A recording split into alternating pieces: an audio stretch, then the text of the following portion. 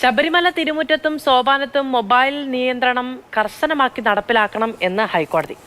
December 1 മുതൽ 6 വരെ സുരക്ഷ ശക്തമാക്കണമെന്നും പോലീസിന് നിർദ്ദേശമുണ്ട്. വഴിയോര കച്ചവടത്തിനും നിയന്ത്രണം വേണമെന്നാണ് ഹൈക്കോടതി നിർദ്ദേശം. ബിനിൽ വിവരങ്ങളുമായിട്ട്. ബിനിൽ, എന്തുകൊണ്ടാണ് മൊബൈൽ ഫോണിനൊരു നിയന്ത്രണം കർശനമായി നടപ്പിലാക്കാൻ കോടതി നിർദ്ദേശിച്ചത്? മറ്റെന്തൊക്കെ നിർദ്ദേശങ്ങളാണ് സുരക്ഷയുമായി ബന്ധപ്പെട്ട് കോടതിയുടെ ഭാഗത്തു നിന്നുണ്ടായിരിക്കുന്നത്?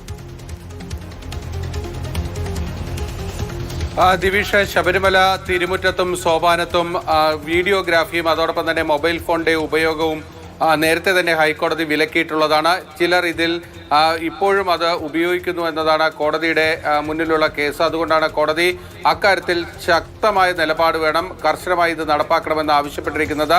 ശബരിമല എക്സിക്യൂട്ടീവ് ഓഫീസറോട് നാളെ റിപ്പോർട്ട് തേടിയിരിക്കുകയാണ്. അതിൻ്റെ ഒരു പ്രധാനപ്പെട്ട കാരണം എന്നത് ഈ സമൂഹ മാധ്യമങ്ങളിലടക്കം ശബരിമല തിരുമുറ്റത്ത് നിന്നുള്ള ചിത്രങ്ങളൊക്കെ എടുത്ത് പോസ്റ്റ് ചെയ്യുന്നുണ്ട്. ശബരിമല ഒരു അതീവ സുരക്ഷാ മേഖലയായി സർക്കാർ പ്രഖ്യാപിച്ചിട്ടുള്ള സ്ഥലമാണ്. അതുകൊണ്ട് തന്നെ അവിടെ അത്തരത്തിലുള്ള യാതൊന്നും പാടില്ല എന്നതാണ് ഹൈക്കോടതിയുടെ ശക്തമായ നിലപാട്. എന്തായാലും മൊബൈൽ ഫോണുകൾ കർശനമായി സോപാനത്തും അതോടൊപ്പം തന്നെ തിരുമുറ്റത്തും ഇനി നിയന്ത്രിക്കപ്പെടുമെന്ന കാര്യം ഉറപ്പാണ്. അതോടൊപ്പം തന്നെയാണ് ശബരിമലയിൽ വരാൻ പോകുന്ന ദിവസങ്ങളിൽ സുരക്ഷ ശക്തമാക്കാൻ പോവുകയാണ്. ഡിസംബർ 1 മുതൽ 6 വരെയാണ് പോലീസ് ശക്തമായ സുരക്ഷാ ക്രമീകരണങ്ങൾ സന്നിധാനത്തും ശബരിമലയിലും ഒരുക്കാൻ പോകുന്നത്. അത് സംബന്ധിച്ച റിപ്പോർട്ട് മുദ്രവച്ച കവറിൽ നൽകാനാണ് ചീഫ് പോലീസ് കോർഡിനേറ്ററോട് ഹൈക്കോടതി ആവശ്യപ്പെട്ടിരിക്കുന്നത്. അത് ഡിസംബർ 5-ന്റെ പശ്ചാത്തലത്തിലാണ് സുരക്ഷാ വിശദമായ വിവരങ്ങൾ നൽകിയത്. ശബരിമലയിൽ മൊബൈൽ നിയന്ത്രണം നടപ്പിലാക്കുന്ന അടക്കമുള്ള നിർദ്ദേശങ്ങളാണ് കോടതിയുടെ ഭാഗത്തുനിന്നുണ്ടായിരിക്കുന്നത്.